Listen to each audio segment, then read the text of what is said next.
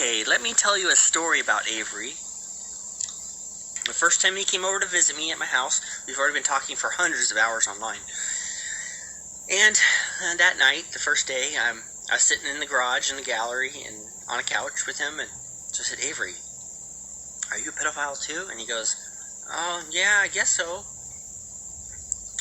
But then, a year goes by and he goes, no, I hate that. I'm not into that. Ugh. So, it's hard to tell. Did I persuade him into saying yes because I was right there and his new friend? Or whatever. He really does not like to talk about it. But he might be. Of course I am. I'm open about it.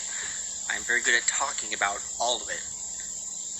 And for some reason, every friend I meet, I go, are you a pedophile? I'm a pedophile. Are you one too? And they go, yeah. So sometimes it's just you're trying to be cool in the crowd you're in without offending anyone. So, hell, I don't know. I'm not sure he is or not. And yeah, I think saying into kids would be a better term than what we have in America, which is pedophile. But that's the word I've chosen to repurpose because it's exactly what I feel like, and that's what they label it as. But there's plenty of places around the world where they do not have age of consent, and they don't have a pedophile. You see in the news a wealthy male that wants a 12-year-old girl. It's not called the same thing in other parts of the world. What do I want? I want a bunch of little toddlers running around so I can feed them and change diapers and cuddle with them at night. And if they're like preteens, yeah, of course I'd be okay with, experimenting with them. I'm not going to stick it in them. Not like that. But that's what children should have. Instead of the sex ed they have at public school, oh my god, that's a disgrace. I don't see why not. Why can't a 12-year-old that's been cuddling with me all of his life why can't we touch each other and experiment, such as when kids do it with each other? Well, I actually have an education, so I can teach them things. The correct words for the things they're pointing at and whatnot. I'm a safe space. I'm a safe adult. I do not tell on kids. I do not tattle on kids, I should say. And whenever it's ever happened to me, I just keep it our little secret. I've never actually done anything, but I have a little friend that's around 12, and he sure has a shining on me. He sure likes me. But we just play in the pool. Since I've been in the fur community long enough, yes, that's exactly what it meant back then, 2008. Today, we don't talk about that. Kids aren't allowed into the forums like they used to be. When I was before 18, I was able to go to these forums that had adults, and we can talk as if we're equals. But now a lot of the forums have been 18 over, and you can't talk to kids. You can't intermingle. But yeah, if you like cub porn, it's a safe alternative in this country. Safe for you, meaning you're not going to get in trouble for having it. And yes, it's very clearly to me that it's meant to replicate that. There's even 3D generated CP that looks like the real thing. It's very close. And in our country, art is legal. Underage art is legal. You take that up to Canada, you get arrested. But no, we have one of the few countries in the world that lets you do that.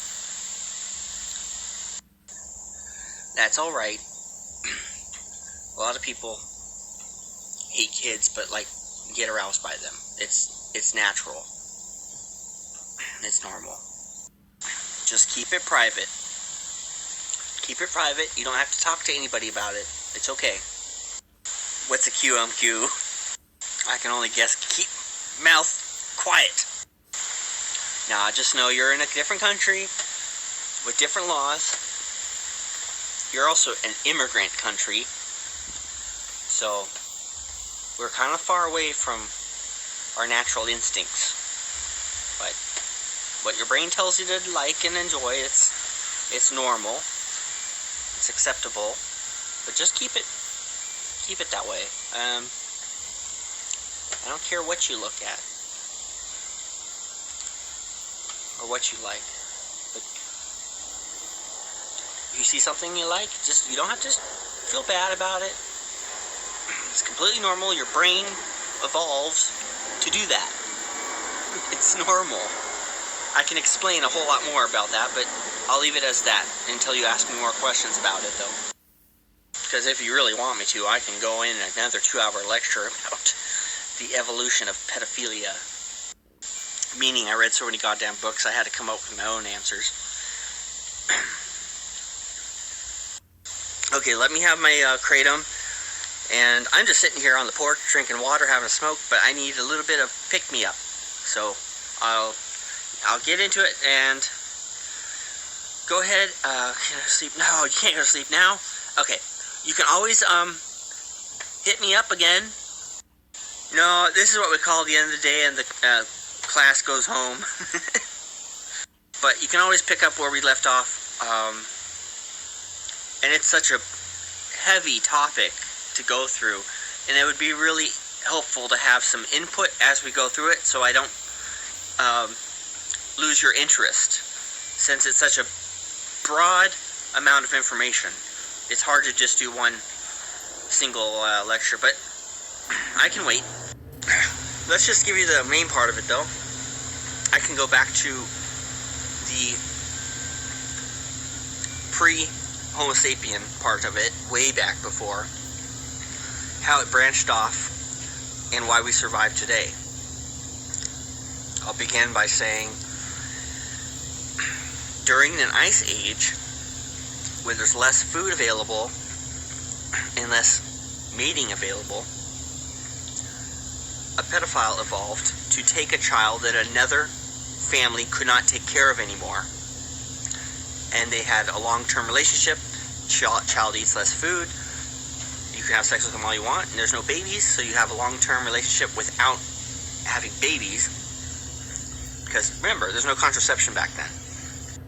And so you end up having an older male, generally, and a young girl, if it was a straight relationship, long enough to have for one thing, you have the older male, which is able to teach the child a whole lot. And children are great at labor. They can pick berries, or they can cuddle and keep you warm. But you don't have the first egg for quite a while. This would be also covered in my first egg theory talk.